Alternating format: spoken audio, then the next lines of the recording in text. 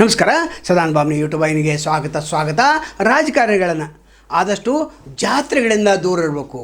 ಅನೇಕ ಚಿಕ್ಕ ಪುಟ್ಟ ಹಳ್ಳಿಗಳಲ್ಲಿ ರಾಜಕಾರಣ ದೂರ ಇಟ್ಟಿರ್ತಾರೆ, ಊರ ಮುಖಂಡರೆ ನಿಭಾಯಿಸ್ತಾರೆ. ರಾಜಕಾರಣಿಗಳು ಯಾವಾಗ ಪ್ರವೇಶ ವಹಿಸ್ತಾರೆ ಆ ಊರು ಉದ್ಧಾರ ಆಗಲಿಕ್ಕೆ ಸಾಧ್ಯ ಇಲ್ಲ. ನೀವು ಅನ್ಬೋದು, ನಾವು 8 ಕೋಟಿ 9 ಕೋಟಿ ಕೊಟ್ಟ ಆ ರಾಜಕಾರಣಿಗಳು ನಮ್ಮ ರಸ್ತೆಗಳನ್ನು ಗಟಾರಗಳನ್ನು ಸುಧಾರಿಸ್ತಾ ಅಂತ. ತಪ್ಪದು.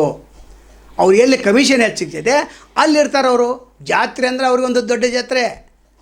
ಯಾಕಂದರೆ 8 ಕೋಟಿ ಏನು ಕಮಿಷನ್ ಸರ್ಕಾರದಿಂದ ಶಾಂಕ್ಷನ್ ಆಗಿರ್ತೈತೆ ರಸ್ತೆಗಳಿಗೆ ಗಟ್ಟರಗಳಿಗೆ, 4 ಕೋಟಿ ತಿಂತಾರೆ ಅವರು. ನಿಮ್ಮ ಜಾತ್ರೆಗಳಲ್ಲಿ ಲಾಭ ಯಾರಿಗಾಯ್ತು? ರಾಜಕಾರಣಿಗಾಯ್ತು. ಎರಡನೇ ವಿಷಯ, ಅವರು ಒಂದು ಪಕ್ಷದ ಪರವಾಗಿ ಇರ್ತಾರೆ. ಆ ಪಕ್ಷದ ಪರವಾಗಿ ಒಂದು ಅರ್ಧ ಊರ್ತೈತೆ, ಇನ್ನೊಂದು ಅರ್ಧ ಇನ್ನೊಂದು ಪಕ್ಷದ ಪರವಾಗಿ ಇರ್ತೈತೆ. ಅವಾಗ ಇನ್ನೊಂದು ಪಕ್ಷದವ್ರು ಜಾತ್ರೆ ಮಾಡಬೇಕು ಬೇಡ? ಮಾಡಬೇಕು. ಇನ್ನು ಪೋಸ್ಟರ್ಗಳ ಹಾವಳಿ, ಯಾರು 8 ಕೋಟಿ ಹಾಕಿ ಸರ್ಕಾರದಿಂದ ತಂದು 4 ಕೋಟಿ ತಿಂದು ಮತ್ತು ಊರಾಗ ನಾನಾ ಜಾತ್ರೆ ಮಾಡತ್ತೇನೆ, ನನ್ನಿಂದ ಎಲ್ಲ ನಾನೇ ಎಲ್ಲ ಅಂತೇಳಿ ಏನು ಮಾಡ್ತಾರೆ?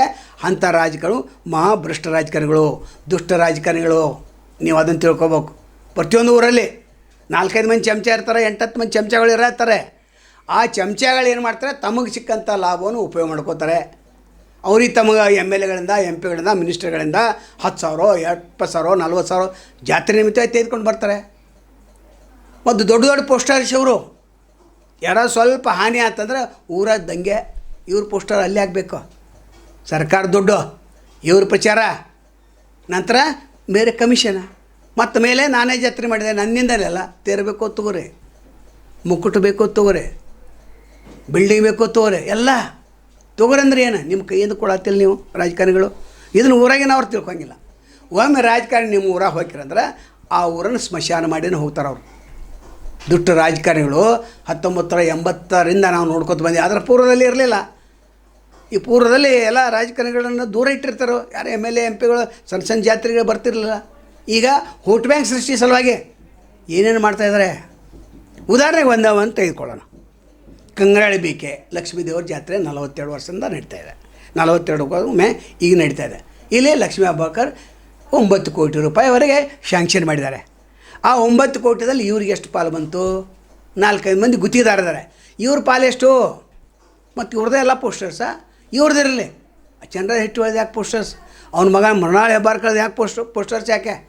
ಯಾಕಂದರೆ ಅವರು ಎಲ್ಲ 3 ಮಂದಿ ಕಡೆ ದುಡ್ಡು ತೆಗೆದುಕೊಂಡು ಬಂದಿರ್ತಾರೆ. ಒಬ್ಬೊಬ್ಬರು ಒಂದೊಂದು ಕಡೆ ದುಡ್ಡು ತೆಗೆದುಕೊಂಡು ಬಂದಿರ್ತಾರೆ. ಅವರು ಜಾತ್ರೆ ಸಲ ಕೊಡ್ತಾರೆ. ಯಾಕಂದ್ರೆ ವೋಟ್ ಬ್ಯಾಂಕ. ಕಳೆದ MP ಚುನಾವಣೆಯಲ್ಲಿ ಇದೇ ಬೆಳಗಾವಿ ಗ್ರಾಮದಿಂದ 60,000 ಲೀಡ್ ಕೊಟ್ಟಿದ್ದರು ಜಗದೀಶ್ ಶೆಟ್ಟರ್ಗೆ BJPಯಿಂದ. ಕಾಂಗ್ರೆಸ್ ಭದ್ರಕೋಟೆ ಅಂತಂತಾರೆ. ಒಂದೊಂದು ಕಾಲದಲ್ಲಿ ಇಲ್ಲಿ ಕಾಂಗ್ರೆಸ್ನೂ ಇಲ್ಲ BJPನೂ ಇಲ್ಲ, ಟೇಬಲ್ ಹಾಕಿ ಕೊಡ್ತಿರಲಿಲ್ಲ. ಈಗ ಕಾಂಗ್ರೆಸ್ಮಯ ವಾತಾವರಣ ಮಾಡಲಿಕ್ಕೆ ಪ್ರಯತ್ನವನ್ನು ಮಾಡ್ತಾಯಿದ್ದಾರೆ. ನಾವೇನು ಕೇಳ್ತೇವೆ? ಲಕ್ಷ್ಮೀ ಹೆಬ್ಬಾಳ್ಕರ್ಗೆ ನಿಮ್ಮದೊಂದು ಫೋಟೋ ಇರಲಿ. ಯಾಕಂದ್ರೆ ಶಾಂಕ್ಷನ್ ಮಾಡ್ತಂದ್ರೆ ಇಲ್ಲಿ ನಿಮ್ಮ ಮಗನ ಫೋಟೋ ಯಾಕೆ? ತಮ್ಮನ ಫೋಟೋ ಯಾಕೆ? ಇದನ್ನು ಕೇಳೋದಿರಲ್ಲ. ನಾವು ಕೇಳ್ತೇವೆ. ಯಾರು ಕೇಳಿಲ್ಲ? ನಾವು ಕೇಳೋರನ್ನೇ. ಪ್ರತಿಯೊಂದು ಊರಲ್ಲೇ ನಾವು ಕೇಳೋರನ್ನೇ. ಅಲ್ಲಿ ಕತ್ತಿ ಫೋಟೋ, ನಿಖಿಲ್ ಕತ್ತಿ ಫೋಟೋ ಯಾಕೆ ಬೇಕು ಅಂತ ಕೇಳೋರು ನಾವು. ರಮೇಶ್ ಕತ್ತಿ ಫೋಟೋ ಯಾಕೆ ಬೇಕು? ಅವ್ರ ಮಕ್ಕಳದು ಈಗ ಇನ್ನು ಮರಿ ಮಕ್ಕಳದು ಹಾಕ್ತಾರೆ. ಅಂದರೆ ಪ್ರೆಷರ್ ಅದು, ನಿಮ್ಮ ಮೇಲೆ ಪ್ರೆಷರ್ ಅದು. ನೀವೆಲ್ಲ ಸೆಲ್ಯೂಟ್ ಹೊಡಿಬೇಕು ಬಂದ ನಂತರ. ದುಡ್ಡು ತಿಂದಂಥ ಭ್ರಷ್ಟರಿಗೆ ನೀವು ಸೆಲ್ಯೂಟ್ ಹೊಡಿತಾರೆ ಅಂತಂದ್ರೆ ಊರನ್ನು ಯಾರು ಹಾಳು ಮಾಡತ್ತಾರೆ? ಮಿನಿ ರಾಜಕಾರಣಿಗಳು, ಮಿನಿ ಗುಂಡಾಗಳು ಮತ್ತು MLA MP ಗಳು ಮಿನಿಸ್ಟರ್ಗಳು ಇದನ್ನೇ ಮಾಡ್ತಾಯಿದ್ದಾರೆ. ಎಲ್ಲ ಪ್ರತಿಯೊಂದು 18 ಕ್ಷೇತ್ರ ನಾವು ನೋಡಿದ್ದೇವೆ. ಆ 18 ಕ್ಷೇತ್ರದಲ್ಲಿ ಇದೆ 4 ಜನ ಲೀಡರ್ ಇರ್ತಾರೆ. ದೊಡ್ಡ ಪೋಸ್ಟರ್ ತೆಗೆದುಕೊಂಡು, ಪೋಸ್ಟರ್ ಜೊತೆ ಅವ್ರು ದುಡ್ಡನ್ನು ತೆಗೆದುಕೊಂಡು ಬಂದಿರ್ತಾರೆ. 50,000 1 ಲಕ್ಷ ಅವ್ರಿಗೆ ಅದೇ ಬೇಕಾಗಿರ್ತೈತೆ ಅದು. ಹೀಗಾಗಿ ಆದಷ್ಟು ಬೇಗನೆ ಜಾತ್ರೆಗಳಂದ್ರೆ ಏನು?